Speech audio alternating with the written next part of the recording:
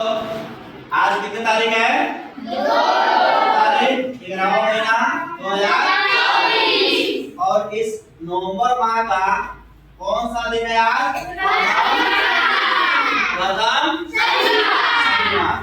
अब प्रथम शनिवार आप जानते हैं कि प्रत्येक शनिवार को नू करके चलता है नहीं? इसमें कुछ कार्यक्रम के बारे में क्या होता है बच्चों को बताया जाता है, जिसके तहत मुख्यमंत्री विद्यालय सुरक्षा कार्यक्रम क्या होती है चलाई जाती है। कौन सा कार्यक्रम है? मुख्यमंत्री विद्यालय सुरक्षा कार्यक्रम, जिसको क्या बोलते हैं शनिवार। इसमें सुरक्षित शनिवार का मतलब होता है कि बच्चों को शनिवार के दिन ऐसा टिप्स बताया जाए जिससे बच्चे कभी भी अपने आप को अगर खतरा महसूस करे तो उसे अपने आप को सुरक्षित कर सके। इसलिए इसका नाम दिया गया, क्या नाम दिया गया? देखो, और आज का जो टॉपिक है, विषय है, यानी किसका?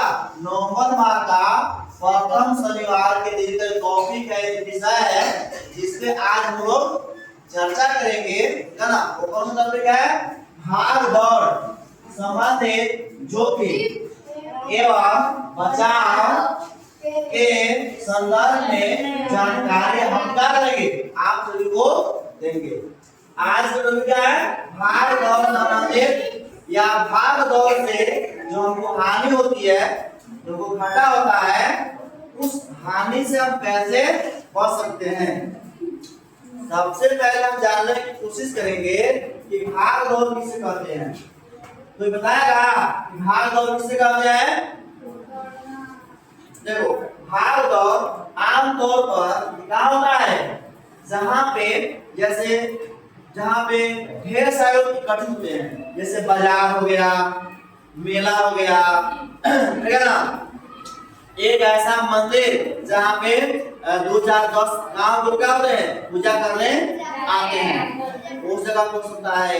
या अभी दशहरा लगा था, मेला था, मेला में एक जगह पे ढेर सारे लोग क्या थे इकट्ठा होते हैं, वहां हो सकता है भगदड़। यानी जहाँ पे सैकड़ों लोग एक ही समय पर क्या होते हैं जमा होते हैं, ठीक है ना?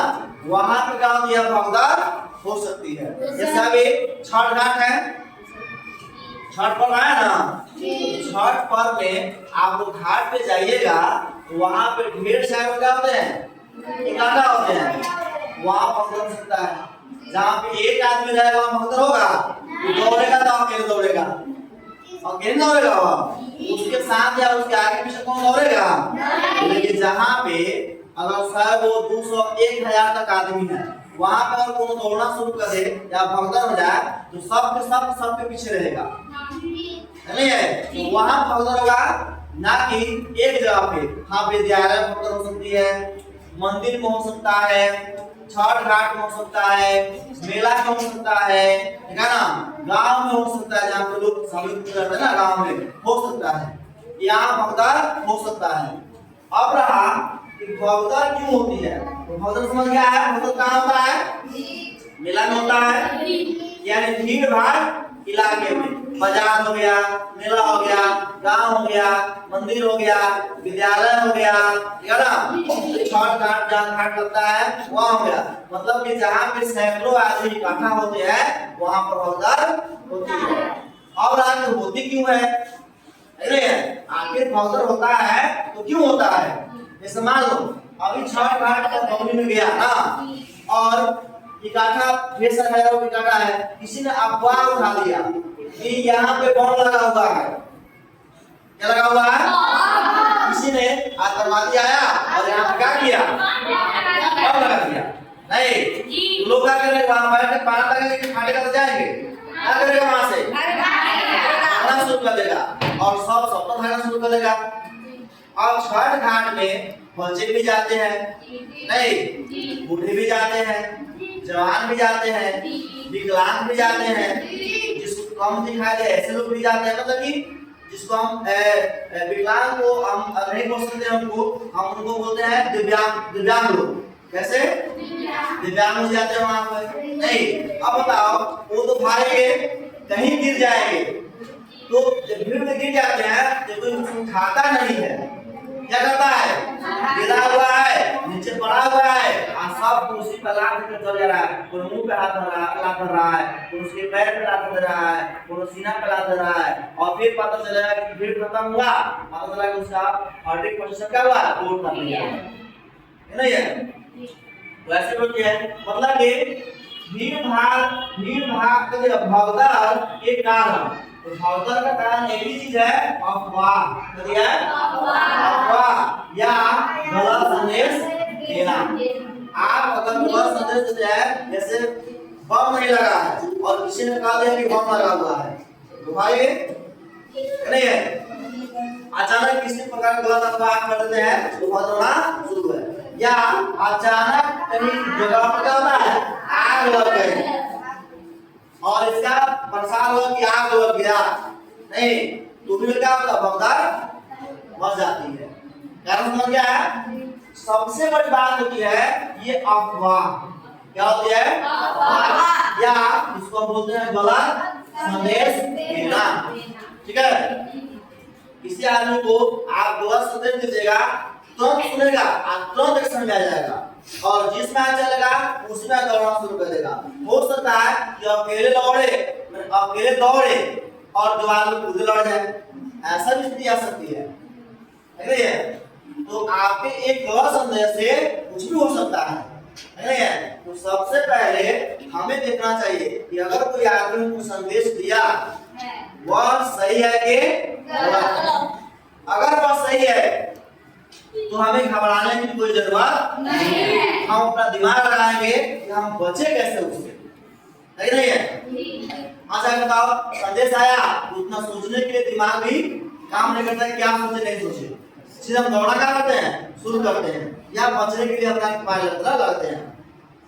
लेकिन अब सोचते नहीं है नहीं और उससे क्या होते हैं ये भी दौड़ना शुरू करते हैं, उसमें हानि भी होती है। क्या होती है अब हानि क्या होती है, हानि हमें हो सकता है, हमारे परिवार को हो सकता है, हमारे गांव के किसी बच्चे को हो सकता है, हमारे गांव किसी बूढ़े को हो सकता है, हमारे गांव किसी जवान को हो सकता है या हमारे समाज किसी को भी हो सकता है। यहाँ क्या होगा पैसा कहीं नहीं होगा, होगा क्या उस भगदड़ में गिर जाएंगे, क्या जाएंगे गिर जाएंगे, लोग उसको उठाएगा नहीं, लोग क्या करेगा उसको रौब देगा और सुना ना उसी के ऊपर पैर रख के दौड़ना करेगा शुरू करेगा बना था।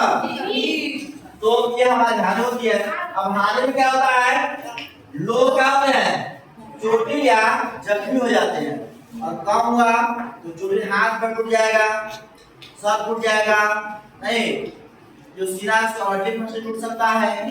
तो ये क्या होगा लोग जख्मी हो चोटिल हो सकता है या जख्मी हो सकता है तो बच सकता है। कभी होता क्या है कि भाग दौड़ इतनी भयानक हो जाती है उसमें दर्जनों लोग क्या होती है मृत्यु हो जाती है, मर भी जाते हैं नहीं है। तो हमें भाग से आती है। अब रहा कि हम बच कैसे सकते हैं, भाग दौड़ से हानि हो बचाव लिखा हुआ है, हम बचेंगे कैसे।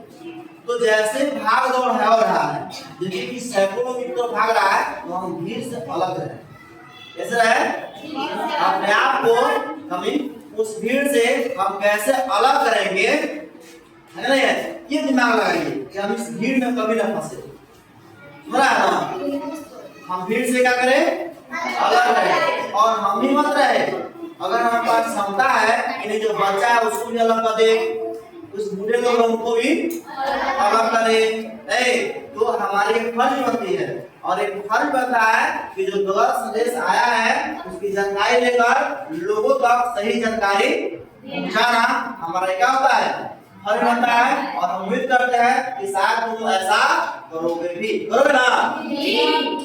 अगर भगदड़ मचती है तो आपका सबसे पहला कदम क्या होगा सही जानकारी इकट्ठा करना।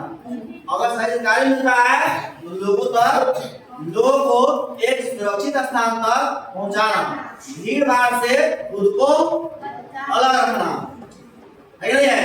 उसके बाद जो बच्चे हैं जो बूढ़े हैं उनको भीड़ भाड़ से अलग करना।